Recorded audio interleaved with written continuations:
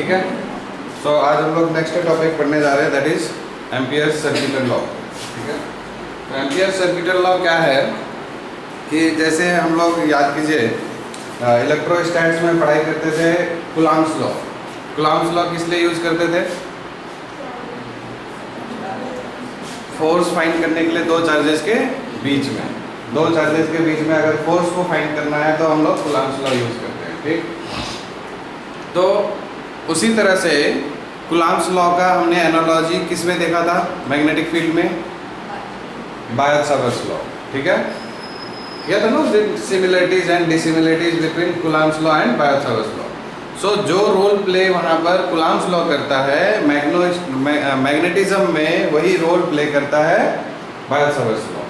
Similarly वहाँ पर इलेक्ट्रोस्टैट्स में गॉस लॉ यूज़ करते थे हम लोग, गॉसेस लॉ, याद है? ठीक है, किस लिए? To find electric field. Gauss law क्या कहता था आपका? E dot D S is equals to क्या होता था? Q by 1 by epsilon not times the charge enclosed. ठीक है, यही होता था ना। And this is equals to flux. ठीक है, flux is equals to E dot D S that is equals to 1 by epsilon not times the charge enclosed. तो देखिए ये भी इलेक्ट्रिक फील्ड बताता है, और कूलॉम्स लॉ के हेल्प से भी हम लोग KQ बाई आर स्क्वायर से भी हम लोग इलेक्ट्रिक फील्ड निकालते थे। बट याद कीजिए वेरी वेरी कॉम्प्लिकेटेड सिचुएशंस में हम लोग को गॉसेस लॉ जो है आराम से इलेक्ट्रिक फील्ड की वैल्यू दे देता था, कोई भी ज़्यादा कैलकुलेशन करने की ज़रूरत नहीं होती थी। याद आ रहा है? तो उसी तरह से यहाँ पर भी मैग्नेटिक फील्ड मैग्नेटिज्म के अंदर में, ठीक है, आपको मैग्नेटिक फील्ड की स्ट्रेंथ निकालनी है तो बायोट-सावर्ट्स लॉ से आसान तरीके में ये मैग्नेटिक फील्ड निकालने में हेल्प करता है। बायोट-सावर्ट्स लॉ भी यही है, मैग्नेटिक फील्ड देता है, और जो आपका क्या नाम एम्पियर सर्किटल लॉ है ये भी मैग्नेटिक फील्ड देता है। ओके, लेकिन दोनों में क्या डिफरेंस है मेनली कि जो गॉसेस एम्पियर सर्किटल लॉ है ये आसान तरीके में आपको आसानी से मैग्नेटिक फील्ड दे देता है। ठीक है, तो इसकी लेकिन कुछ लिमिटेशंस हैं। सबसे पहली लिमिटेशन ये है कि ये जहाँ पर भी करंट जो है it must be steady current, है ना, it must be steady current. ठीक है, बायोट-सावर्ट्स लॉ सिर्फ और सिर्फ तभी जब अगर करंट वेरी कर रहा है, कहीं पे वेरिएबल करंट फ्लो हो रहा है, वहाँ पर ये मैग्नेटिक फील्ड देने में मुश्किल होती है इसको। ठीक है, दूसरी ये बात कि ये कुछ ऐसे सिचुएशंस में ये मैग्नेटिक फील्ड नहीं दे पाता है, जैसे आपका हम लोगों ने पढ़ा था सर्कुलर लूप की वजह से। ठीक है, सर्कुलर लूप की वजह से at the centre of the circular loop कितना होता था? Mu naught I upon 2r। ठीक है, तो वो वैल्यू इस तरह के सिचुएशंस में मैग्नेटिक फील्ड की वैल्यू ये क्या नाम इसका एम्पियर सर्किटल लॉ नहीं दे पाता है। ओके, तो इसकी कुछ लिमिटेशंस है। तो मेन लिमिटेशन याद रहेगा आपको कि फ्लक्चुएटिंग करंट के लिए ये एप्लीकेबल नहीं है, सिर्फ और सिर्फ किसके लिए है? स्टेडी करंट के लिए। ठीक है, स्टेडी करंट आगे चल के हम लोग चैप्टर 7 में अल्टरनेटिंग करंट्स में पढ़ेंगे। स्टेडी करंट बोले तो अब जो बैटरी से निकलता है डीसी, और फ्लक्चुएटिंग करंट किसको बोलते हैं? अल्टरनेटिंग करंट, फ्लक्चुएट होता है। ठीक है, तो ये सब छोटी छोटी बातें हैं। उसके बाद जो एम्पियर सर्किटल लॉ है, ठीक है, ये दिया किसने होगा? एम्पियर ने। ठीक है, तो एम्पियर आप लोगों ने पढ़ा है, जो करंट के बारे में बताया था, नील एंड्रे एम्पियर, क्लास 10th में आप लोगों ने पढ़ा था। तो उन्होंने ही ये एम्पियर सर्किटल लॉ दिया है टू फाइंड मैग्नेटिक फील्ड। ठीक है, और इसमें ये ज़्यादातर इजी कैलकुलेशन या simple to understand, simple to calculate तब होता है जब हम लोग मैग्नेटिक फील्ड फाइंड कर रहे हो जहाँ पर कुछ ऐसा शेप हो जहाँ सिमेट्री हो। ठीक है, सिमेट्रिकल सिचुएशंस में सिमेट्रिकल शेप हो, वहाँ पर आराम से ये आपको मैग्नेटिक फील्ड दे देगा। ठीक है, तो वैसे सिचुएशन में ज़्यादा यूजफुल होता है एम्पियर सर्किटल लॉ। ओके, तो यहाँ तक आपको बात समझ में आ गई सारी कि किस तरह से जो है कोई भी शेप के अराउंड हम लोग मैग्नेटिक फील्ड निकालने में कौन ज़्यादा हेल्पफुल है, तो that is Ampere circuital law as compare to Biot Savart's law. So NCERT ने एक स्टेटमेंट लिखा है, Ampere circuital law is to Biot Savart's law, ठीक है, क्योंकि ये भी मैग्नेटिक फील्ड, ये भी magnetic field, same as what Gauss law is to Coulomb's law, ये भी इलेक्ट्रिक फील्ड, ये भी इलेक्ट्रिक फील्ड, ठीक है। तो ये स्टेटमेंट आपको ध्यान में रखना है, सिमिलरिटीज है, ठीक। चलिए उसके बाद अब ये आया कहाँ से मैग्नेटिक फील्ड के बारे में कॉन्सेप्ट, तो जैसे वहाँ पर इलेक्ट्रोस्टैट में चार्ज की वजह से इलेक्ट्रिक फील्ड होता था, तो उसने क्या कहा 1/ε0 टाइम्स द चार्ज एनक्लोज्ड, ठीक है। उसी तरह से एम्पियर ने भी सोचा कि अच्छा, जब जो क्या बोलते हैं वहाँ पर क्या होता था, सरफेस इंटीग्रल, याद है ये जो था, this is E dot D S, है ना। So what is this, surface integral इसको बोलते थे। यहाँ पर मैग्नेटिज्म के अंदर में ये क्या बोलता है, लाइन इंटीग्रल, ठीक है। What is this, line integral of B dot D L, ठीक है, मीन्स लीनियरली ये होगा। लेंथ एलिमेंट्स को हम लोग जैसे यहाँ पर क्या करते हैं, वहाँ पर इलेक्ट्रिसिटी में हम लोग क्या करते थे, generally area of cross section लेते थे। यहाँ पर हम लोग क्या ले रहे हैं, जैसे बायो सावर्ट्स लॉ में भी लिया, पहले भी हम लोग ले चुके हैं, है ना। लॉरेंज फोर्स कैलकुलेट करने में भी वो क्या बोलते हैं उसको, F=IL क्रॉस B में भी हम लोगों ने छोटा छोटा एलिमेंट लिया। तो यहाँ पर लेंथ एलिमेंट के साथ मैग्नेटिक फील्ड को मल्टीप्लाई करके डॉट प्रोडक्ट का इंटीग्रल लेंगे, दिस इज लाइन इंटीग्रल। तो यहाँ पर जैसे होता था E डॉट डी एस, तो यहाँ हो गया B डॉट डी एल। वहाँ क्या होता था 1/ε0 टाइम्स द चार्ज एनक्लोज्ड, ठीक है। तो 1/ε0 को रिप्लेस करेंगे किससे, म्यू नॉट से, ठीक है। What is this, permeability of free space, and into में यहाँ पर चार्ज की जगह पर यहाँ कौन आ जाएगा, करंट एनक्लोज्ड, ठीक है। यहाँ पर चार्ज एनक्लोज्ड बाय क्या था, चार्ज एनक्लोज्ड बाय क्या था, Gaussian surface, charge enclosed Gaussian surface. यहाँ पर आई एनक्लोज्ड किसकी वजह से, बोलिए, एम्पीरियन लूप, इसको हम लोग क्या बोलते हैं, एम्पीरियन लूप। जैसे वहाँ पर एक इमेजिनरी सरफेस लेते थे हम लोग, गॉसियन सरफेस, उसी तरह से यहाँ पर एक एम्पीरियन लूप लेंगे, ठीक है, किसी भी कंडक्टर या जहाँ पर हम लोग को मैग्नेटिक फील्ड फाइंड करना है। ओके, यहाँ तक बातें समझ में आ रही है। सो आपको समझ आ गया कि जो एम्पियर सर्किटल लॉ है उसका जो स्टेटमेंट है, मैथमेटिकल स्टेटमेंट ये है, ठीक। ओके, और ये जरूरत कहाँ से पड़ी, जरूरत पड़ी जैसे इलेक्ट्रोस्टैट में चार्ज की वजह से इलेक्ट्रिक फील्ड था, उसी तरह से मैग्नेटिक फील्ड कहीं पर किसकी वजह से होता है, मूविंग चार्जेज एंड मैग्नेटिज्म में हम लोगों ने क्या पढ़ा है, कभी भी मैग्नेटिक फील्ड कैलकुलेट करना हो तो किसकी वजह से मैग्नेटिक फील्ड होता है, कहीं पर due to current flowing in a conductor. अरे हाँ या नहीं, तो जैसे चार्ज की वजह से इलेक्ट्रिक फील्ड, उसी तरह से करंट की वजह से मैग्नेटिक फील्ड। तो करंट जो है, जितना करंट होगा उतना मैग्नेटिक फील्ड होगा, ऐसा होना चाहिए, बट ऐसा नहीं है। तो उसी में रिलेशनशिप निकाला, डायरेक्टली ये लिख सकते थे ना, B=I, करंट की वजह से मैग्नेटिक फील्ड। तो इन्होंने क्या किया, एक रिलेशनशिप देखा कि करंट, जितना करंट है उतना ही मैग्नेटिक फील्ड है क्या, तो देखा नहीं, ऐसा नहीं है, ठीक है। तो इन्होंने क्या देखा कि जो B का इंटीग्रल करेंगे लेंथ एलिमेंट के साथ और पूरा मैग्नेटिक फील्ड और लेंथ को मल्टीप्लाई करेंगे, तो उसकी वजह से जो करंट आएगा आपका सम परमिएबिलिटी टाइम्स करंट, ठीक है। क्लियर है सबको। तो ये है आपका empyrean circuital law, B.dl=μ0 I enclosed, ठीक है। तो ये देखिए एम्पीयर सर्किटल लॉ, यहाँ पर जो है इस सर्किट, ये एक मतलब कि क्या बोलते हैं, कंडक्टर है, उसकी ये क्या है, बाउंड्री है, और ये इसका सरफेस है, और इसके थ्रू अगर I करंट फ्लो हो रहा है तो इसके आसपास मैग्नेटिक फील्ड हम लोग कैसे कैलकुलेट करेंगे, तो उसके लिए हम लोगों को B.dl=μ0 I enclosed, ओके, ठीक। इसका जो है प्रूफ अगर हम लोग निकालेंगे तो उसके लिए एक आपको पहले से पता होना चाहिए कि स्ट्रेट करंट कैरिंग कंडक्टर की वजह से, एक्चुअली हम लोग इसमें क्या होता है, बायो-सावर्ट्स लॉ का एक और एप्लीकेशन है जो अपने सिलेबस में है नहीं। ये स्ट्रेट करंट, अगर infinitely long straight current carrying conductor है तो इसके किसी भी पॉइंट पर अगर हम लोग को इसकी वजह से यहाँ पर अगर मैग्नेटिक फील्ड कैलकुलेट करने की कोशिश करेंगे तो आपका कितना आएगा, तो this is mu naught I upon 2πd या 2πr, ये होता है, ठीक है। उसके हेल्प से इसको हम लोग को निकालते हैं, बट एनसीईआरटी ने क्या क्या उसके हेल्प से इस लॉ को प्रूफ करते हैं, तो इसलिए क्या बन जाता है, थ्योरम बन जाता है, ठीक है। बट एनसीईआरटी ने क्या किया है, बायो-सावर्ट्स लॉ में हम लोग को उसने वो एप्लीकेशन पढ़ाया नहीं है, इस वजह से हम लोग उसको अवॉइड करेंगे, ठीक है। तो यानी इसको एम्पियर सर्किट लॉ को हम प्रूफ नहीं करेंगे क्योंकि हमारे सिलेबस में नहीं है, एनसीईआरटी में नहीं दिया, इसलिए नहीं प्रूफ कर रहे हैं, ठीक है। तो अब क्या करेंगे हम लोग, एम्पियर सर्किट लॉ के हेल्प से इस स्ट्रेट करंट कैरिंग कंडक्टर की वजह से कितना मैग्नेटिक फील्ड होगा वो निकाल लेंगे, ठीक है।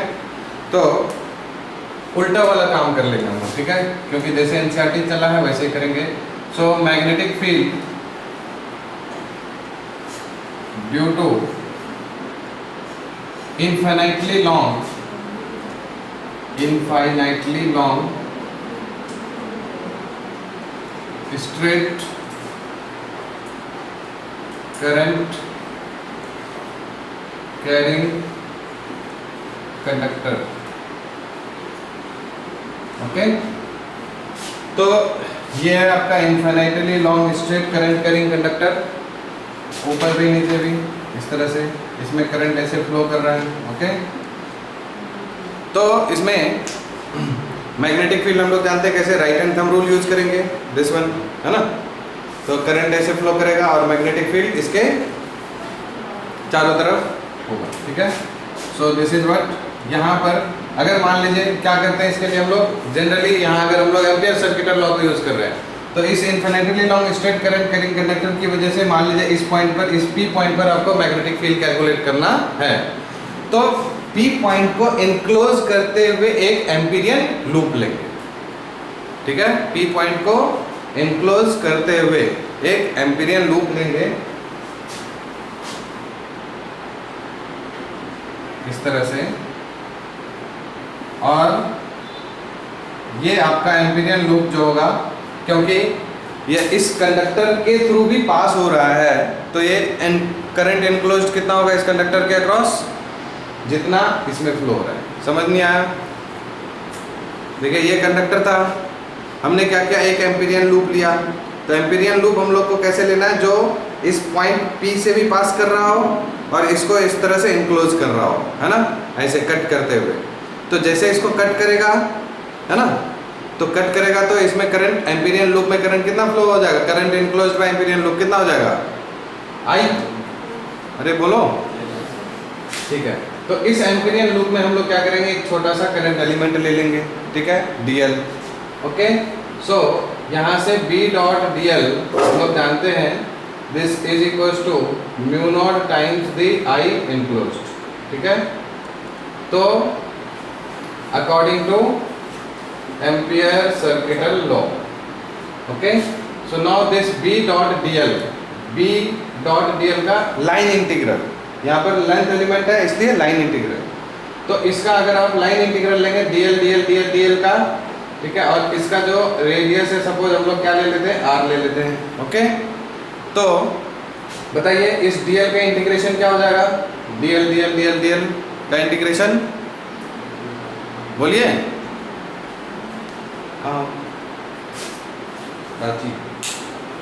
DL का इंटीग्रेशन पूछ रहा हूँ, ये छोटे छोटे DL मिला के कहाँ जाएगा,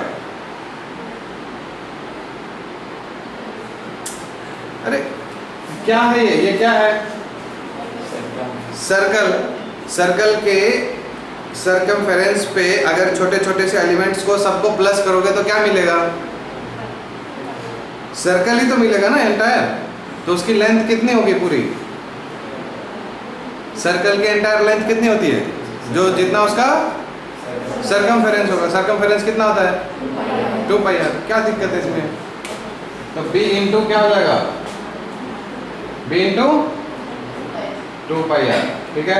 अच्छा यहाँ पर डॉट प्रोडक्ट था, डॉट प्रोडक्ट हटता है तो क्या आता है, cos थीटा आता है ना। इसको पहले मैं लिख देता हूँ b dl cos थीटा का integration, this is equal to mu naught I enclose, ठीक है। तो b cos थीटा कितना होगा, देखिए ये मैग्नेटिक फील्ड और ये आपका dl एलिमेंट, यहाँ पर dl ले लेते हैं ऐसे, ठीक है, ताकि आसान पड़े डायरेक्शन। तो क्योंकि मैग्नेटिक फील्ड हमेशा क्या होगा, यहाँ पर अलोंग द टेंजेंट होगा इस डायरेक्शन में, जैसे यहाँ लेते हैं यहाँ पर होता है, यहाँ नहीं है तो यहाँ पर है, ठीक है। तो मैग्नेटिक फील्ड का डायरेक्शन भी तो अलोंग द टेंजेंट होगा और डीएल का भी डायरेक्शन क्या होगा, अलोंग द टेंजेंट। जैसे देखिए ये क्या बताया हम लोगों ने, इस तरह से जो मैग्नेटिक फील्ड है, ठीक है, तो magnetic field along the tangent और डीएल एलिमेंट भी अलोंग द टेंजेंट। जैसे यहाँ पर आएगा मान लीजिए, ठीक है, यहाँ पर करंट एलिमेंट भी है, तो this is the direction of current element and this is the direction of magnetic field. So theta हमने कितना लिया, 0, तो cos 0 कितना 1 और dl का इंटीग्रेशन कितना 2 pi r is equal to mu naught into I enclose, हमारा कितना है, i है, ठीक। तो यहाँ से मैग्नेटिक फील्ड का फार्मूला क्या हो गया बताइए, mu naught I upon 2 pi r, got it. So this is the magnetic field due to straight infinitely long straight current carrying conductor. Got it? Infinitely long straight current carrying conductor की वजह से magnetic field की value mu naught I upon 2 pi R. Circular loop की वजह से centre पे कितना magnetic field, circular loop की वजह से सेंटर पे कितना होता है magnetic field, mu naught I upon 2 R और इसमें 2 पाई आर, बस इतना सा डिफरेंस। क्लियर हो गया, mu naught I upon 2 pi R. इसके बेसिस पे आपका एक्सरसाइज में, एनसीईआरटी के एक्सरसाइज में क्वेश्चन नंबर 2 और 3 होगा, ठीक है, एकदम बिल्कुल डायरेक्ट फॉर्मूला बेस्ड। उसको करके देखिएगा आप लोग।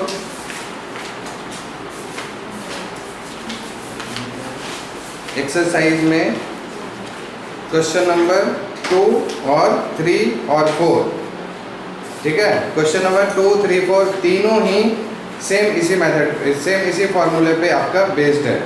तो अब आप लोग यहाँ तक कितना हम लोग पढ़े हैं ना, क्वेश्चन नंबर 1 से लेके 6 तक एनसीईआरटी का लिख लीजिए इसको, क्वेश्चन नंबर 1 to 6 सारे के सारे हो जाएंगे आपसे। फिर 12 ये सब बायल सावर्ट्स लॉ और उसके एप्लीकेशंस तक है, ठीक है, और इसमें ये किया गया एम्पियर सर्किट लॉ 11, 12, 18, 19, 20, 21, ठीक है। तो ये जो है आपका इतना आपको क्वेश्चंस इसके बेस पे बनता है अभी तक के थ्योरी पे, ठीक है। चलिए अब इसमें एक और एग्जांपल हम लोग देख लेते हैं, मिटा दो इसको।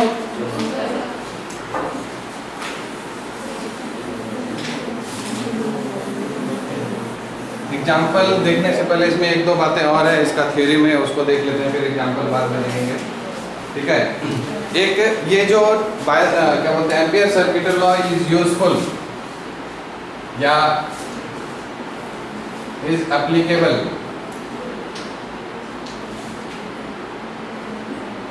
है ना। ऐसे सिचुएशन में इसके 3 सिचुएशन एनसीईआरटी में दिया हुआ है कि इन तीनों सिचुएशन में हम आसानी से बायल सावर्ट्स लॉ लगा सकते हैं, जो बहुत ही इजी कैलकुलेशन देता है, ठीक है।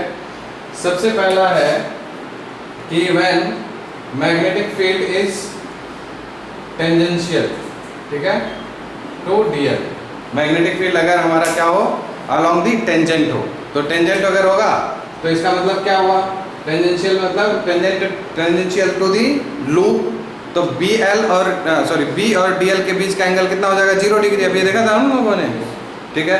तो ऐसे सिचुएशन में आसानी से कैलकुलेट कर लेंगे। नहीं, दूसरा, this magnetic field is normal to the loop, है ना। नॉर्मल मतलब कि डीएल एलिमेंट और मैग्नेटिक फील्ड के बीच का एंगल कितना हो गया, 90 डिग्री। समझ आ रही बात, अरे बोलो। तो बी डॉट डी एल कितना हो जाएगा, 0, क्योंकि cos 90 0 होता है। समझ नहीं आया, तो उस समय में मैग्नेटिक फील्ड आसानी से निकल जाएगा, 0 हो जाएगा, ठीक है। और तीसरा बोलता है when magnetic field B vanishes, मतलब ऐसा सिचुएशन जहाँ पर, है ना, मैग्नेटिक फील्ड आएगा ही नहीं, 0 वैल्यू आएगी उसकी, ठीक है। तो ये 3 सिचुएशन में जो है एम्पियर सर्किट लॉ निकालना, मतलब अप्लाई करना बहुत ही सिंपल होता है, ठीक है। तो ये है, तो अपने सिलेबस में मोस्टली आपको ऐसी ही चीज़ें आएंगी, ठीक है, बट अप्लीकेबल सब जगह होता है और भी जगह पे अप्लीकेबल है, ठीक है, क्लियर इतना? ओके, तो ये सारी चीज़ें थी आपकी। इसमें एक एग्जांपल है, उसका थोड़ा सा मैं हिंट दे देता हूँ आपको, इसके जस्ट इसी के बेस पे एक एग्जांपल है, पढ़िए उस एग्जांपल को थोड़ा सा।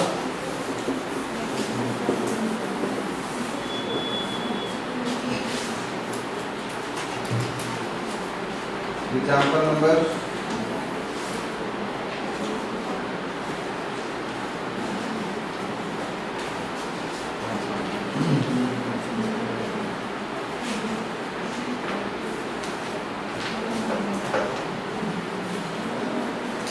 वेलोसिटी सिलेक्टर अभी रह गया ना,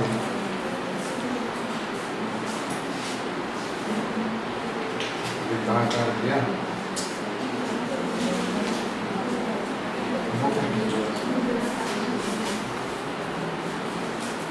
एग्जाम्पल नंबर 4.8, ठीक है।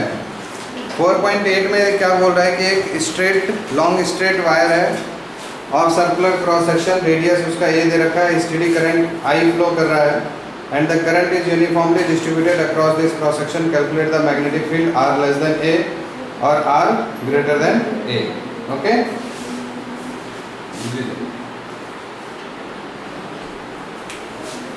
This is example number 4.8 based on ampere circuit law. तो ये सीबीएसई में बहुत बार ये इससे रिलेटेड और इस टाइप का और सेम यही क्वेश्चन पूछा हुआ है, जो वेरी वेरी इंपॉर्टेंट है। देखिए, एक स्ट्रेट करंट कैरिंग कंडक्टर है, ठीक, इसमें बोल रहा है कि और इसका आपका जो क्रॉस सेक्शन है यानी कि उसका रेडियस कितना है, ए दे रखा है। ओके, तो इसके ये जो इसमें करंट कितना फ्लो कर रहा है, आई करंट फ्लो कर रहा है इस कंडक्टर में, ठीक है। इन्फिनिटली लॉन्ग मतलब एक long straight current carrying conductor है, आई करंट फ्लो हो रहा है, तो इसके बाहर और इसके अंदर मैग्नेटिक फील्ड निकालना है। ओके, तो इसके बाहर अगर हम लोग इस पॉइंट पर पर्टिकुलर पॉइंट पी पर बात करेंगे, ठीक, तो दिस इज व्हेन ये डिस्टेंस यहाँ से हम लोग इसके सेंटर से ये डिस्टेंस कितना ले लेंगे, आर, बोलिए। So when are is greater than its radius, है ना, रेडियस ऑफ क्रॉस सेक्शन जो भी होगा, जैसे इसका क्रॉस सेक्शन क्या होगा, सर्कल होगा, तो उसकी रेडियस क्या होगी, ए, बोलिए। So when this r is greater than a, तो उस सिचुएशन में अभी हम लोगों ने देखा था, क्या करेंगे, एक एम्पीरियन लूप लेंगे इस तरह से, ठीक है, बी डॉट डी एल करेंगे, बोलिए, इज इक्वल टू क्या हो जाएगा, म्यू नॉट टाइम्स आई इनक्लोज, तो जो भी इसका करंट होगा आई है तो आई होगा। अब ये डीएल का इंटीग्रेशन करेंगे तो क्या हो जाएगा, 2 पाई आर, क्योंकि आर डिस्टेंस पे ये लिया है तो ये भी एम्पीरियन लूप का हर जगह पे क्या होगा, आर आर आर आएगा डिस्टेंस, यस और नो, ठीक है। तो यहाँ से हम लोग b into 2 pi R is equal to mu naught times आई,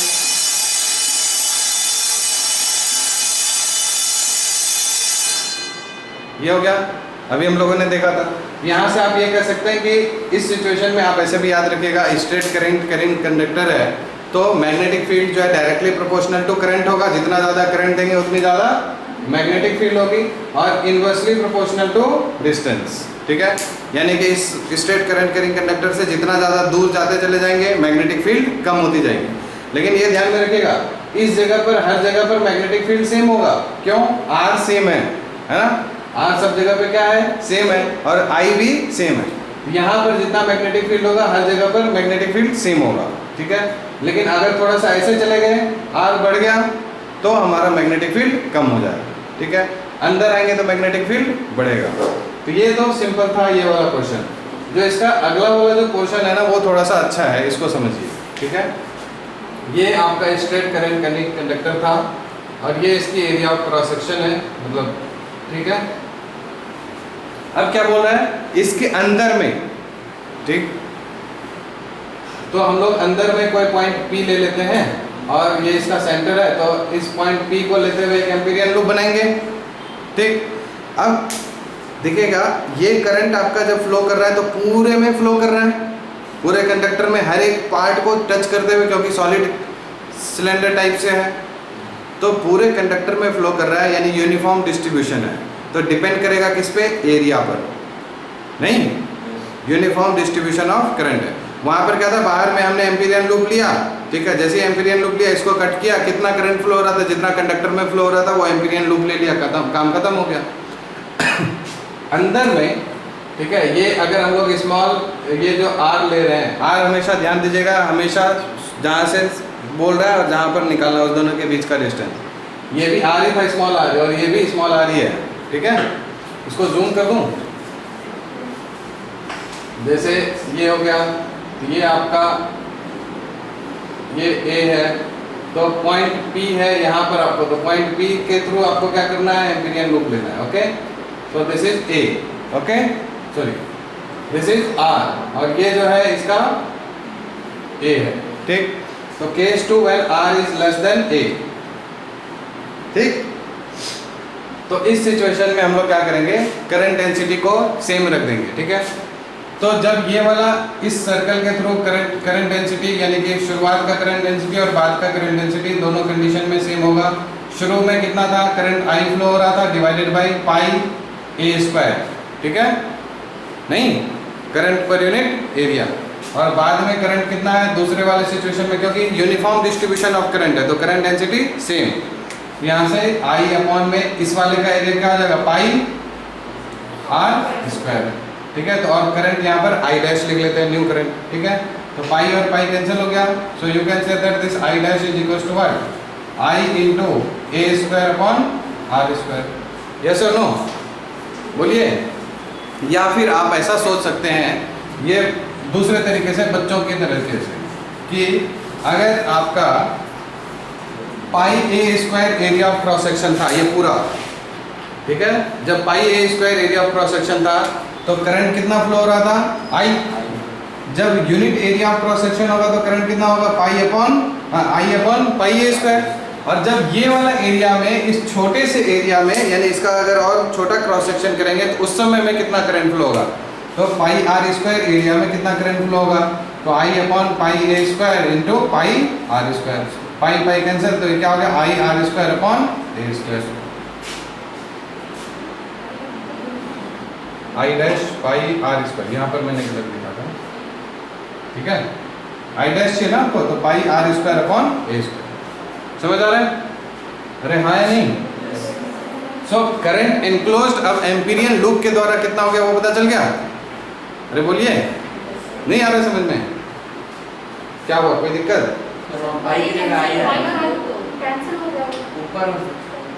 अच्छा ये आई होगा, सॉरी, ठीक है, I dash equals to I into ये r square upon a square, ठीक है, क्लियर, ओके। तो अब हम लोग फिर से क्या कर लें, B dot D L is equals to mu naught into I enclosed, अब यहाँ पर कितना होगा, आई डैश, बोलिए, तो बी डॉट डी एल को हम लोग क्या लिखते हैं, B into two pi r, इसका integration B into two pi r, और इक्वल्स टू यहाँ पर mu naught into I r square divided by a square, यहाँ से एक आर कैंसिल हो गया, तो यहाँ से मैग्नेटिक फील्ड कितना हो गया आपका बताइए, mu naught I upon two pi, और क्या, हाँ I into r upon a square. कोई दिक्कत किसी को, नहीं आ रहा समझ में, ओके। तो अब आप देखिए यहाँ से इस सिचुएशन में यहाँ पर मैग्नेटिक फील्ड अंदर में जो लाई कर रहा है, ठीक है, वो क्या होगा, ये सब कांस्टेंट है, म्यू नॉट कांस्टेंट, आई कांस्टेंट, ठीक, 2 पाई कांस्टेंट, ए इसका रेडियस ऑफ जो क्रॉस सेक्शन था उसका रेडियस है, ये सब कांस्टेंट है, सिर्फ कौन वेरिएबल है, R, so directly proportional to R. ये देखिए कितना मजा आ रहा है, नहीं, यहाँ पर इनवर्सली प्रोपोर्शनल टू आर, यहाँ पर डायरेक्टली प्रोपोर्शनल टू आर, ठीक है। तो इसके लिए हम लोग क्या करेंगे, ग्राफ प्लॉट करेंगे, ठीक है। तो शुरू में डायरेक्टली प्रोपोर्शनल था तब तक, ठीक है, शुरू में अंदर में 0 से लेके ये a डिस्टेंस तक r होगा डायरेक्टली प्रोपोर्शनल, 0 से लेके ये a जो है ना, a तक, 0 से लेके a तक अंदर में जब तक रहेगा तो डायरेक्टली प्रोपोर्शनल, और जैसे ही वहां से बाहर चले जाएगा, है ना, यहाँ पर क्या है, this r is less then a, और जैसे ही r ग्रेटर देन a होगा तो इन्वर्सली प्रोपोर्शनल का ग्राफ कैसा होता है, नहीं समझे? सो this is the magnetic field versus distance graph.